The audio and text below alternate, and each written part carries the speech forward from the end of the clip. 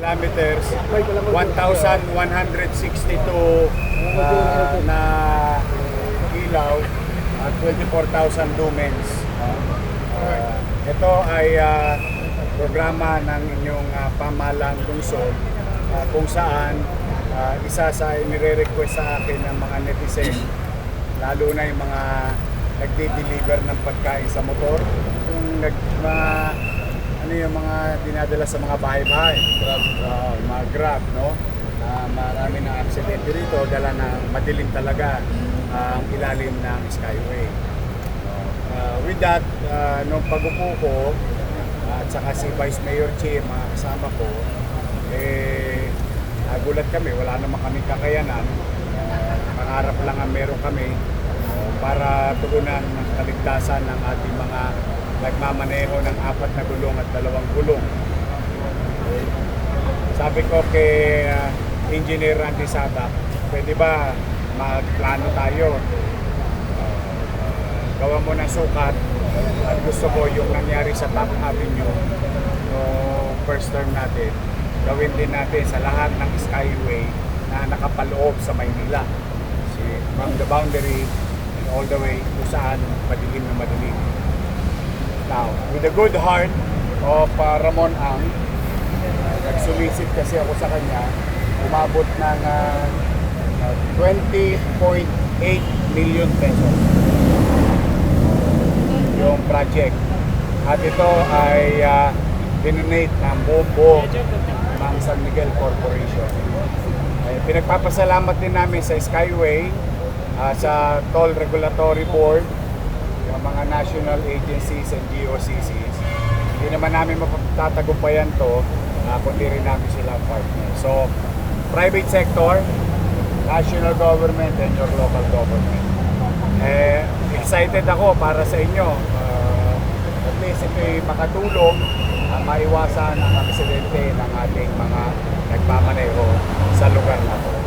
Mayor, ilang barangay po ang nasasakupan nito? Good question.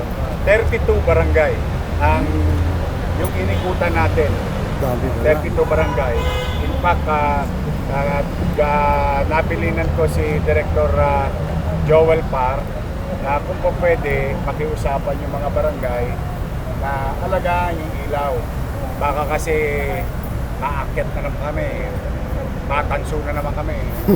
Sayang naman, di ba?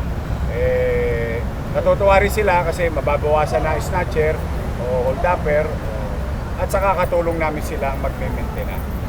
But be that as it may, we will continue to fire it up itong lugar na to para sa kaligtasan ng lahat. Mayor, speaking of infrastructure, kung nangyari nung ngayon, maraming mga nasira. Kamusta na yun? Umabot sa, yes, most of it, especially yung superficial peaks, no? Yung mga pininturahan nila na napinturahan natin. Basta ang total damage halos is 10.4 million pesos combined. Yung private, yung MMDA at saka City of Manila. Now, kanina, nagsusulisit na ako sa mga private corporation to permanently fix the area. Kasi temporarily talagang inayos ng inyong pamahalang lungsod overnight yung buong recto at saka Top Avenue, Loton hanggang doon sa tulay ng Santa Cruz. Mayor, were you able to file cases? Yes, it was filed already before the court. 192 of them. How about doon po sa pondo, magkano po ang inila ang pondo natin para sa pagkaka-renovate doon sa area ng recto? Wala. Nanguusog lang ako. Lalaway lang ako. Hindi talaga kailangan kong mamalimos kinakailangan mamalimos tayo, so be it. Meron tayong ginastos yung logistical cost nun ng city. But katulad nun, Boysen, Davis, talking to them now to put some better aesthetics in the area. And those na mga nabasag na galing din sa private sector, kung pwede i-revive nila yung kanilang mga struktura doon at no cost to the city, hopefully. Isa pa doon, yung sabi ko yung mga ilaw, kung pwede, baka pwede na rin palitan ng bulb or lamppost head. Sir, last Sure.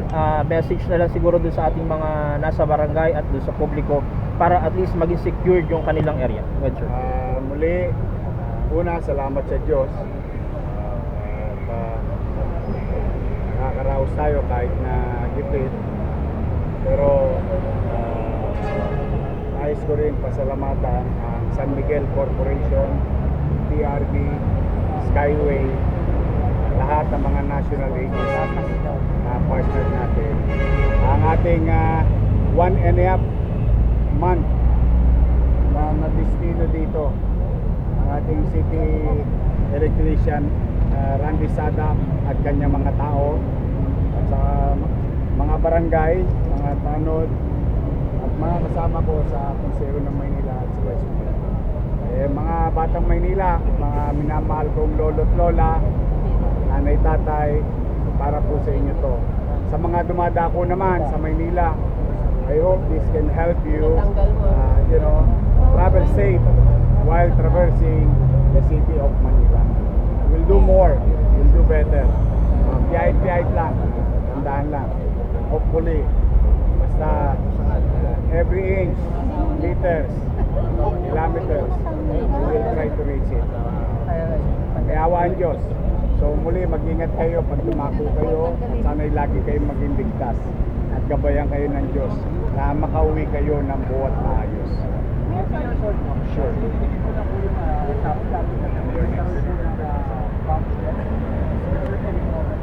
Wala naman. Ano lang naman kasi maraming mga chat group na basta wala naman So yan, sorry, off topic ako. If I remember correctly, yung Pundoy, yung malaking tulong naman dito sa education. Are we going to extend that also? We did that also in yung malaking bagyo nila no, na malapit na kasagsagan ng pandemya. And today, as we speak, our teams of doctors, nurses and medical supplies, and our teams from NDRRMO through the leadership of our director, Arnel Angeles, they are on their way to Cebu. We already coordinated and kahit na kaunting man lamang mga medical professionals, makatulong man lang kami sa pinakaharap ng ating mga kababayan Cebuano na may mga kamag-anak din sa Maynila. Makikiramay tayo sa pamilyang nandoon. Ito, tutulong ang mga pamahalaan sa Maynila. May mga medicines and other materials like that may be needed in the sector.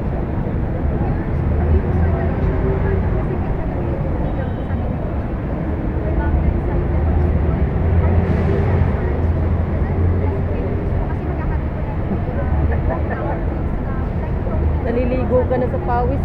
Oh, Sabon na lang. I really wanted them to be safe. As far as the city is concerned and the NPD, we'll do our best. Pero I hope baka nagpa-prank lang or one way of saying walang pasok. Maraming possibilities. I hope they should not be doing that. And I am calling also the attention of Lasal leadership to investigate with them, to help the investigation of the Philippine National. Okay na. Mag-ingat kayo, napuyat kayo. Okay na. Thank you, Mayor. Thank you.